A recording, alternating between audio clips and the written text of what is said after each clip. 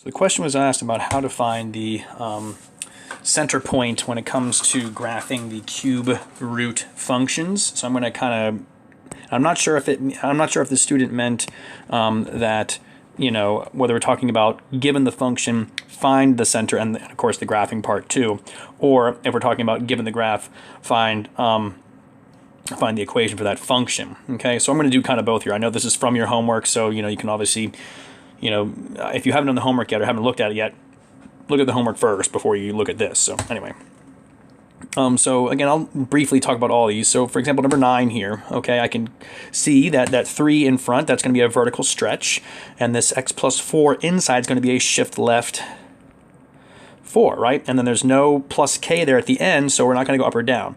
So we're just shifting left 4. Our normal kind of like center, okay, is at 0, 0.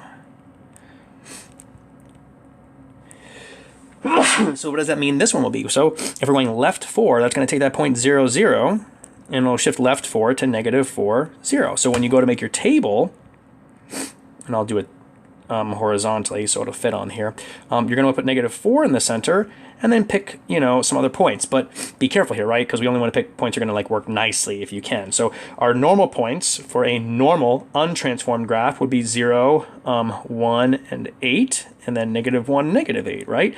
But then all these need to be shifted left 4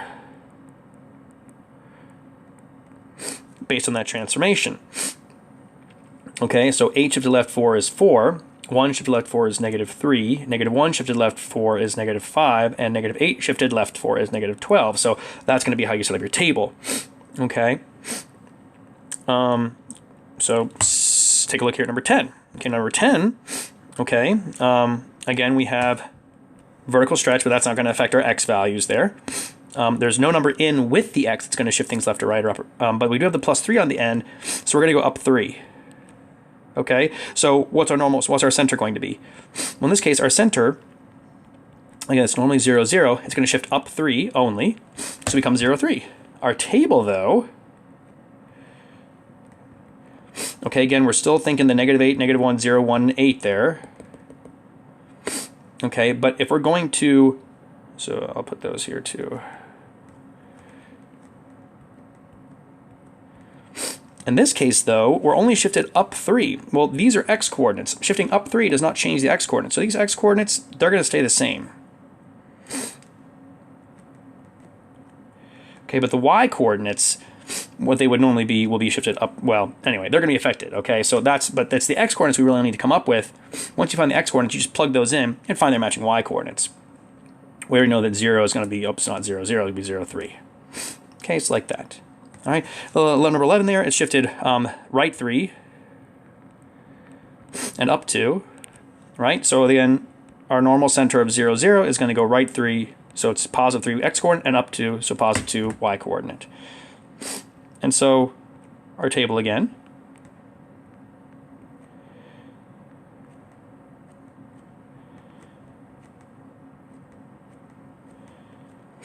Okay, but this one, again, what affects it? Well, the right 3 is going to affect all of these x coordinates. So we need to just go shift everything right 3. So we negative 5, 2, 3, 4, and 11. Okay, and then you just plug those in and get their matching y coordinates. Now, if your question was how to find the center from these graphs, well, you want to find the center of the graph based off of where it's changing concavity. Here you can see we are concave up like a cup, right? If water were to kind of like spill into it here, right, it would kind of fill up like a cup, right? Whereas this is called concave down, okay, because of the way it's arcing, you know, like an umbrella. Okay, if water were to hit it, it would just spill off like that. Okay, so where it changes, that's your center right there. Where we almost like at a single instant, we have a vertical line right at that point, right? You can imagine almost drawing like a vertical line that would just touch that and fit in there like that, right? A vertical line drawn here doesn't really make sense. So it would be more like a slope would be like that. And this would have a slope like right there of that. But at this point, the graph has a slope that's like vertical. That's how you can know that's where your center point is right there.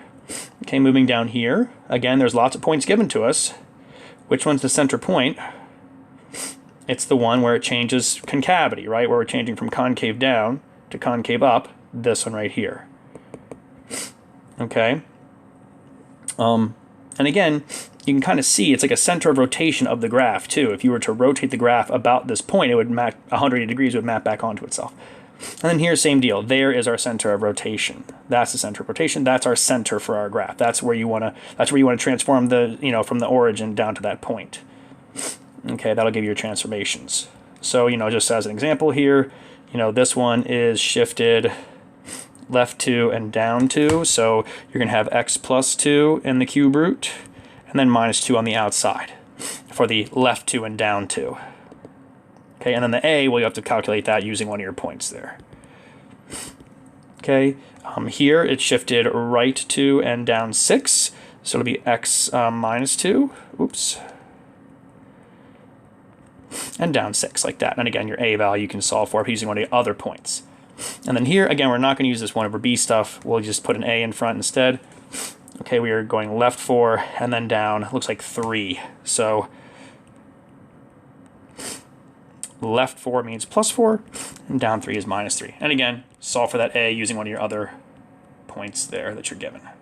All right, hope that helps. Let me know if you have any more questions, but that's how you can find the center of your graph, either using when you're given the graph and you want to make your table, or if you're given the function and you want to make up the table to then graph it.